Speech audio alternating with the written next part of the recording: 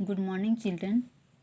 Welcome again in English grammar plus translation class.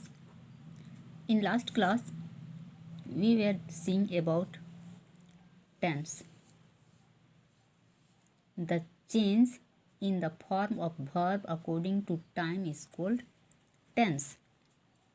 समय के साथ verb के रूप में परिवर्तन को tense कहा जाता है. Yesterday, we were seeing forms of kinds of tense: present tense, past tense and then future tense. Last class में हमने present tense, past tense, future tense को देखा, जो टेंस के विभिन्न काइंड्स हैं. और प्रेजेंट टेंस के भी और 4 फॉर्म है: present indefinite tense, present continuous tense, present perfect tense, present perfect continuous tense. जिसमें हमने देखा था प्रेजेंट इंडेफिनिट टेंस का अफर्मेटिव सेंटेंस. बच्चों, तुमको याद होगा हमने बताया था हिंदी में जिस वाक्य के अंत में ता है, ती हैं इत्यादि रहता है वो प्रेजेंट इंडेफिनिट टेंस होता है. और हमने कल इसका नियम भी बताया था. आज हम लोग प्रेजेंट इंडेफिनिट टेंस का ही नेगेटिव रूप देखेंगे. See here, present indefinite tense और simple present tense, negative sentences. There are some examples negative sentences, that means in Hindi नकारात्मक वाक्य. There are some examples in Hindi. Mohan नहीं पढ़ता है, वह नहीं पढ़ता है, वे नहीं पढ़ते हैं, सीता नहीं पढ़ती है, हम लोग नहीं पढ़ते हैं. हमने यहाँ पर एक ही वर्ब लिया है समझने के लिए. अब जब हमको इसको हिंदी से इंग्लिश में ट्रांसलेट करना होगा या इसको इंग्लिश में बनाना होगा तो इसका भी कुछ रूल है, कुछ नियम है जिसको हम लोग यहाँ पर देखेंगे. Subject plus do not plus does not plus verb first form plus object. अब यहाँ पर ये तय करना है कि डू नॉट और डज नॉट में से कहाँ पर डू नॉट लगता है और कहाँ पर डज नॉट लगता है. पुनः देखेंगे यहाँ. यदि सब्जेक्ट ही, सी, इट और नेम होगा, वो भी सिंगुलर नंबर, तो subject plus does not plus verb का फर्स्ट फॉर्म प्लस ऑब्जेक्ट होगा. और यदि सब्जेक्ट ही, सी, इट और नेम नहीं होगा, में से नहीं होगा, तो सिर्फ subject plus do not plus verb का फर्स्ट फॉर्म प्लस ऑब्जेक्ट होगा.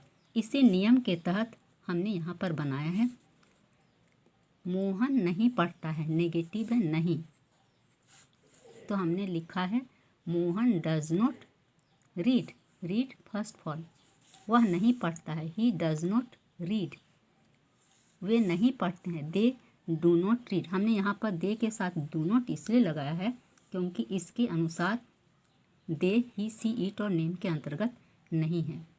Children, be careful and then according to this rule you translate it into English.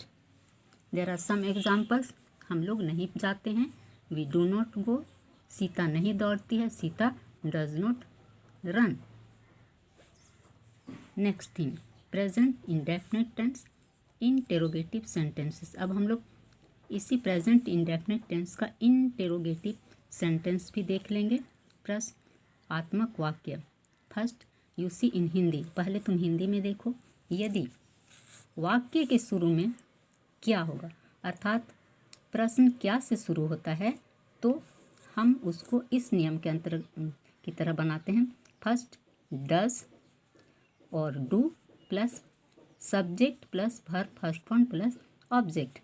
See here, यहाँ पर सभी सेंटेंस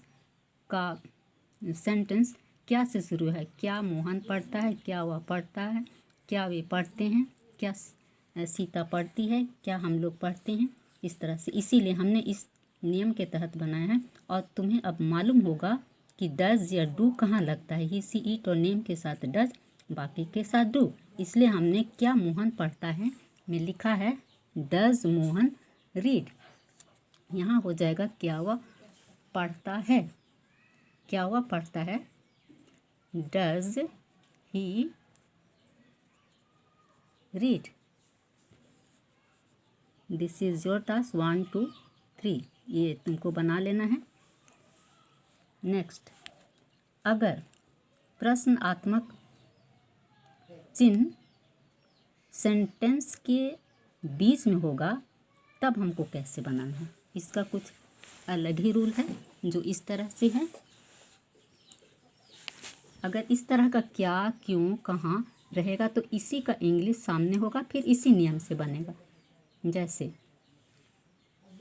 क्या, व्हाट, इसका हम लोग इंग्लिश पहले लिखेंगे, क्यों, व्हाई, कहाँ, वेयर, कब, when, like this, how, plus इसी नियम से फिर आएगा डज और do plus subject plus verb first form plus object. अब हम इसको, ये नियम लंबा लग रहा है लेकिन बनेगा इसी तरह। वह क्या पढ़ता है, हम पहले लिखेंगे, वह का इंग्लिश होता है व्हाट, इसलिए हम लोग लिखेंगे व्हाट। अब डू और डज में तो अंतर मिल गया, what does he read.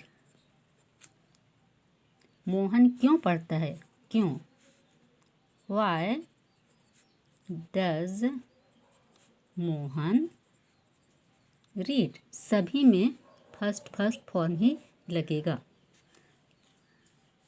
Children, I think you have understood it. You see the rule of these sentences and according to this you have to make it. Thank you.